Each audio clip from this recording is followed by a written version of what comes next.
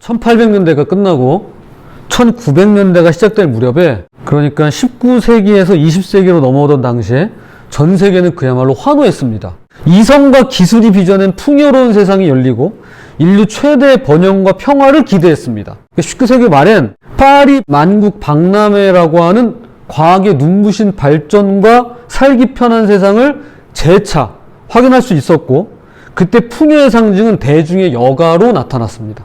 당시에 그려진 그림들을 보면 얼마나 평화롭고 여유롭게 그렇게 살기 좋은지 모릅니다. 비행기를 누가 발명했죠? 라이트 형제가 발명했습니다. 근데 그 라이트 형제가 발명한 비행기를 타고 카페 옥상에 비행기가 이렇게 지나가다가 그 직원이 커피를 이렇게 줘요, 조종사한테. 그럼 그 조종사가 커피를 받아가지고 이렇게 마시는 그런 그림이 있을 정도입니다. 굉장히 풍요롭고 살기 편한 그런 어떤 이상향 같은 그런 그림들이 이렇게 있습니다. 그렇게 사람들은 이성과 교양이 미래를 합리적으로 예측할 수 있게 해주고, 풍요로운 문화와 문명 생활이 인간 내면에 있는 악마적 본성을 덜어낼 것이라고 굳게 믿었더랬습니다. 그런데 한번 떠올려 보세요. 그로부터 100년 뒤인 1900년대가 끝나고 2000년대가 시작될 때, 즉 20세기에서 21세기로 넘어오던 때 분위기가 어땠었나요? 어른들은 기억나시죠? 그 당시에 무슨 이야기가 있었냐면 Y2K 기억나세요? Y2K 밀레니엄 버그라고 2000년이 되면 모든 컴퓨터에 오류가 생기면서 전 세계적으로 대혼란이 일어나고 사회적으로 심각한 문제가 발생할 것이라고 예상했더랬습니다. 기억들 나시죠?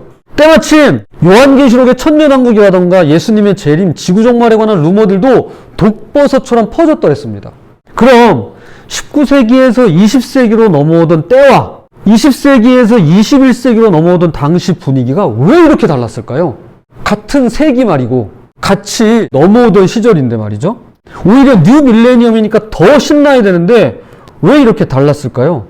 환호와 열광 속에 인류의 이성과 문명을 통해서 마침내 평화와 번영의 새 시대를 열었다고 자부하며 믿어 의심치 않았던 이 20세기가 시작된 지 불과 14년 만에, 그러니까 1914년에 여러분 뭐가 일어났을까요?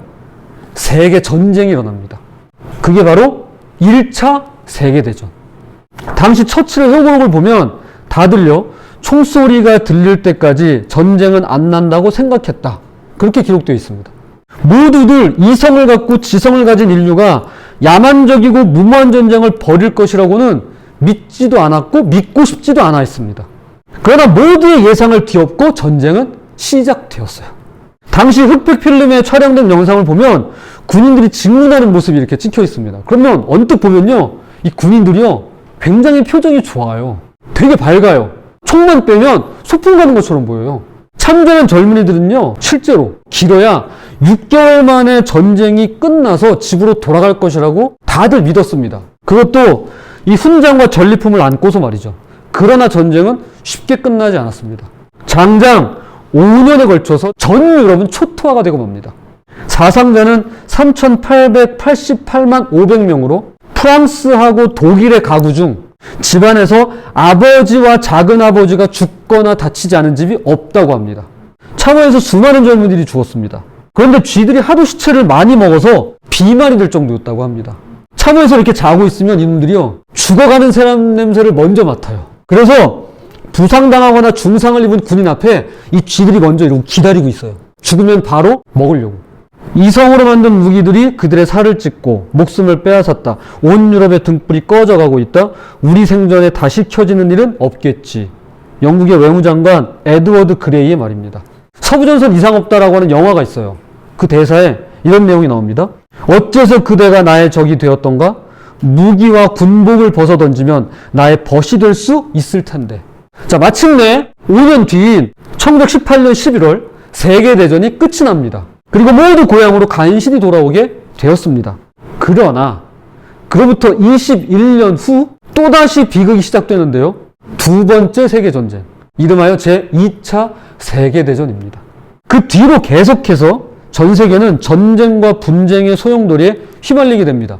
중국의 국공전쟁, 한국전쟁, 베트남전쟁, 중동전쟁, 아프가니스탄 침공, 이란 이라크 전쟁, 걸프 전쟁, 아프리카 내전은 말할 것도 없고요. 그야말로 전 세계에서 전쟁이 그친 날이 없었습니다.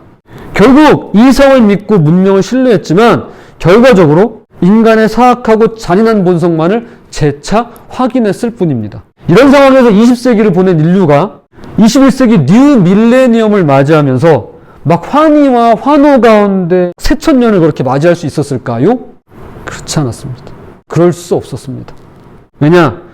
인간은 스스로가 구제불능이라는 사실을 뼈저리게 깨달았기 때문에 그러합니다. 이것이 현재 우리가 맞이해 살아가고 있는 21세기입니다. 어느덧 21세기도 시작된 지 22년이 훌쩍 지나가 버렸습니다. 이 2022년의 마지막 날, 여러분에게는 새롭게 맞이하게 될 2023년의 새해가 막 흥분되고 환희가 넘치고 환호 속에서 야 새해가 온대 막 그런 어떤 기대, 그런 마음이 있으신가요? 아니면 왠지 캄캄하고 암울하고 막막한 그런 생각이 앞서시나요? 정치, 경제, 사회, 문화, 군사, 이제 교육, 심지어 종교를 바라볼 때 여러분 마음이 어떠신가요? 막 기대가 되고 내년에 더 잘 될 거야 막 이런 마음이세요? 아니면 갑갑하고 그냥 막막하고 그냥 암울하고 그냥 어떻게 해야 되나 그런 마음이세요? 아니면 난 그런 건 잘 모르겠고 그냥 나이 한 살 더 먹는 거 난 그거 너무 싫어 혹시 이런 생각만 있으신가요? 여러분 시간이 왜 이렇게 빨리 지났는지 모르겠어요. 진짜 사실 그것 때문에 착잡하기도 합니다. 12월 31일 자정 보신각에서 제야의 종을 치는 타종식이 있습니다. 그리고 새해 첫날이 되면 일출을 보면서 소원을 빌고 희망찬 내일을 기대하는 마음을 품습니다. 2019년인 걸로 기억하는데요. 코로나 이전에 아침 일찍 저희 가족들이 함께 괴산읍 보은공원에 나가서 해맞이 행사를 했거든요. 거기 참석한 일이 있었습니다. 이제 올해 3년 만에 다시 열린다고 합니다. 자, 그런 장소에 가면요. 저도 모르게 여러분 그런 거 있습니다. 막 가슴이 벅차올라요. 음악 틀어주고 풍선 띄우고 여러분 막 새해가 밝았어요 이러고 근데 막 구름 껴있고 해가 어디 쪽이지? 막 동쪽이 어디야? 막 이러고 있고 근데 서로들 새해 복 많이 받으 모르는 사람인데도 막 건강하세요 막 인사하면요 기분이 그렇게 좋고 마음이 따뜻해져요. 그런 어떤 기대감이 있습니다. 그런 희망이 생겨요. 그런데 여기서 한 가지 짚고 넘어가야 할 중요한 사실이 있습니다. 새날, 새 출발, 새로운 기대와 희망이라는 것은 내 속에서 우리 안에서 인류의 이성과 과학기술의 발전 또는 눈부신 문화와 뛰어난 문명을 통해서 나왔다거나 그것이 바탕이 되고 근거가 될 수는 없다라는 사실입니다. 내가 잘나서 인류가 똑똑해서 전 세계 엘리트들이 많아서 집단 지성이 위대해서 새날이 열리는 건가요? 아니라는 겁니다. 나에게 더 나은 새날이 있는 이유는 내가 더 나은 새날을 만들어내서가 아니죠. 우리가 새날을 만들었나요? 내년과 내일이 찾아오는데 우리가 한 일이 있나요? 사실 우리는 아무것도 한 게 없습니다. 다만 주어진 하루하루를 건실하게 살고자 노력할 뿐이죠. 나에게 새 출발이 있는 이유도 내 마음에 새로운 기대와 희망이 싹 트는 이유도 마찬가지입니다. 우리는 이런 걸 빚어내고 만들어낼 능력이 없습니다. 처음엔 그런 줄 알았어요. 우리 이성으로 될 줄 알았습니다. 인류의 지성으로 해낼 줄 알았습니다. 합리적인 이성과 높은 수준의 문화와 첨단 과학의 발달로 풍요로운 사회와 신세계가 열리게 될 줄로 믿었더랬습니다. 그러나 그렇지 않다라고 역사는 거듭 말해주고 있는 것입니다. 인생은 내가 시작한 게 아닙니다. 주어진 것이죠. 새해와 새날, 새 출발과 내일의 희망은 내가 만들어낼 수 있는 게 아닙니다. 누군가 새날을 주셨고 새 출발의 기회를 주셨고 새로운 기대와 희망을 부어주셨기 때문에 우리가 그걸 받아 누리는 것입니다. 매일매일이 주어지고 매년마다 새해를 맞이하니까 당연한 것처럼 보일 뿐이지 인간의 이성이 아무리 훌륭하고 인류의 지성이 아무리 뛰어나고 과학기술과 문화가 아무리 찬란해도 이것이 주어지지 않으면 즉 그분이 허락하지 않으시면 우리는 그 어떤 것도 받거나 누릴 수가 없는 것입니다. 얼마 전에 저희 아이하고 같이 이야기도 나누고 제가 너무 궁금해서 한번 찾아봤어요. 유튜브로. 근데 TV에서 실제로 방영을 했더라고요. 백두산 천집 지금 화산 폭발이 임박했다고 합니다. 그 프로에서 여자 그 패널이 울면서 얘기하더라고요. 그럼 박사님 우리 어떻게 해야 되는 거죠? 실제로. 지금 과학자들이 다 이야기합니다. 언제 어떻게 터질지는 모르지만 화산 폭발 100%다. 여러분 과학자는 100%라는 얘기 안 쓰는 거 아시죠? 그 지금 임박했다는 겁니다. 제가 이제 저희 가족들 뭐 했을 때 얘기했어요. 언제 터질지 모른다. 오늘이 될 수도 있다. 뭐 내일이 될 수도 있다. 뭐 10년 뒤가 될 수도 있어요. 그런데 100년 주기로 터지는데 그게 2025년이라는 거예요. 언제 터질지 몰라요. 여러분 이런 거 생각하면요. 정말 그렇습니다. 누군가가 우리에게 내일을, 내년을, 새날과 새해를 주시지 않으면 우리는 받을 수가 없어요. 누릴 수가 없는 것입니다. 그러므로 만약에 우리끼리 우리 힘으로 할 수 있었다면 하나님은 인간이 되실 필요가 없었습니다. 우리끼리 이성과 능력으로 이룰 수 있었다면 온 우주를 지으신 그분께서 한 여인의 모태 안으로 들어오실 필요가 없었을 것입니다. 우리는 내면에 가지고 있는 힘이나 내 속에 있는 잠재력만으로는 분명한 한계를 지닌, 그래서 우리보다 뛰어난 누군가의 도움을 반드시 받아야만 하는 필요한 연약한 존재에 불과합니다.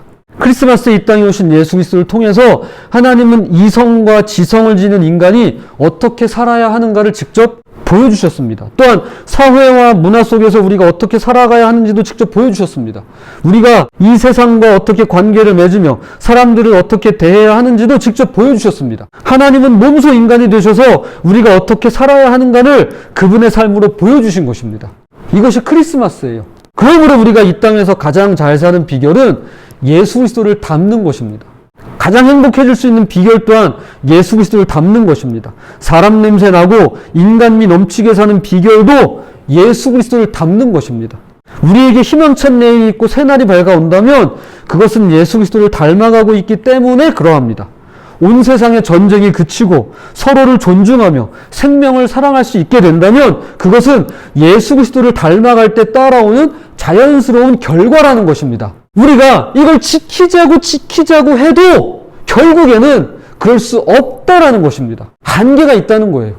예수 그리스도를 닮아갈 때만이 따라오는 자연스러운 결과입니다. 지도자는 예수 그리스도를 닮은 지도자가 되어야 하며 백성들 또한 예수 그리스도를 닮아가야만 합니다.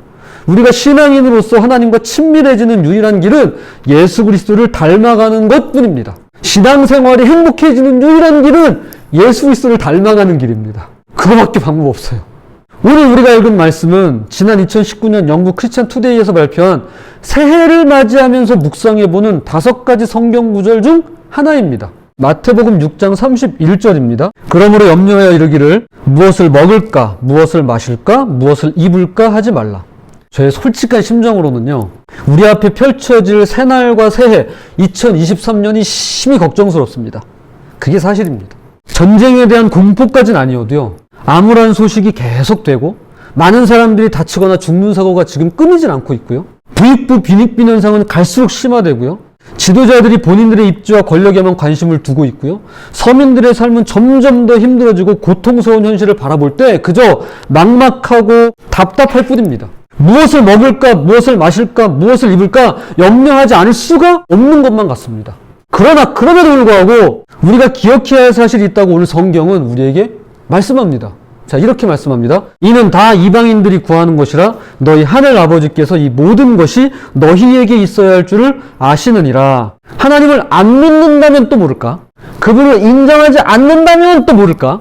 그러니까 여기서 이방인은 하나님을 안 믿는 분이라고 생각하면 될 것 같습니다. 적어도 하늘아버지를 믿는 그리스도인이라면, 적어도 교회에 나와서 신앙생활을 하고 있는 그리스도인이라면 하나님께서 이 모든 것을 다 알고 계심을 꼭 기억하라고 말씀하는 것입니다. 다른 사람들에게는 해당 사항이 없을지 몰라도 하나님을 믿는 사람이라면, 적어도 그리스도인이라면 하나님께서 이미 다 알고 계셔 이 사실을 기억하라는 것입니다. 그러면서 우리가 할 일은 먼저 그분의 나라와 의의를 구하는 것입니다. 그런즉 너희는 먼저 그의 나라와 그의 의의를 구하라. 그리하면 이 모든 것을 너희에게 더하시리라. 먼저 그분의 나라를 구하랍니다. 자, 이것은 하나님의 주권, 그분의 통치를 최우선으로 인정하라는 뜻입니다. 나라의 3대 요소가 있죠. 국민, 영토, 주권. 여기서 말하는 것은 주권입니다. 그분의 다스림, 그분의 통치를 말합니다. 자, 여러분은 누구의 다스림을 받고 계신가요? 대통령인가요? 아니면 목사인가요? 저의 다스림을 받고 계신가요? 아니면 부모님인가요? 부모님의 다스림을 받고 있죠, 실제로. 우리 자녀들은요? 맞나요? 다스림을 받고 있나요? 아니면 다스림 같은 거 없어! 혹시 그런 거 아닌가요? 반대로 아무도 나를 다스릴 수 없다라고 혹시 생각하시나요? 누가 나를 다스려? 감히! 혹시 그런 생각하시는 분들 계시나요? 나는 내가 나를 다스려! 혹시 이런 분들 계시나요? 예, 맞습니다. 실제로 보면 내 자아의 다스림을 받고요. 욕망의 다스림을 받고 있고요. 내 감정의 다스림을 받고 있고요. 누군가 또는 무언가의 다스림을 받고 있는 게 나의 현주소입니다. 예수님은 가장 먼저 내가 믿고 의지하는 그분의 다스리심, 하나님의 통치 아래로 들어가라고 제안하고 있는 것입니다. 야, 지금 너가 뭐의 다스림을 받고 있니? 너가 지금 너 스스로를 다스리고 있어? 아니면 너가 어떤 것인가 다스림을 받고 있는 거 알아? 욕망이 너를 다스리고 있지 않아? 너의 자아가, 너의 고집이 너를 다스리고 있는 거 아니야? 너의 경험이 너를 다스릴 수도 있는데? 그런데 나의 다스림, 하나님의 통치 아래로 들어가야 해 라고 제안하고 있는 것입니다. 인간의 이성이나 지성이 아니라 내가 따르고 좋아하는 누군가가 아니라 하나님의 주권을 인정하고 그분의 다스림을 받으라고 말씀하고 있는 것입니다. 우리 자녀들 부모님의 다스림을 받는 게 맞습니다. 마땅합니다. 선생님의 어떤 다스림 안에 있는 게 마땅해요. 그러나 가장 먼저 말씀하잖아요. 먼저 주님의 다스리심 안으로 들어가야 합니다. 우리 어른들도 마찬가지고 우리 모두가 마찬가지입니다. 가장 먼저 들어가야 할 곳은 하나님의 통치로 들어가야만 합니다. 자, 이어서 그분의 의란 인간의 죄와 대치되는 개념입니다.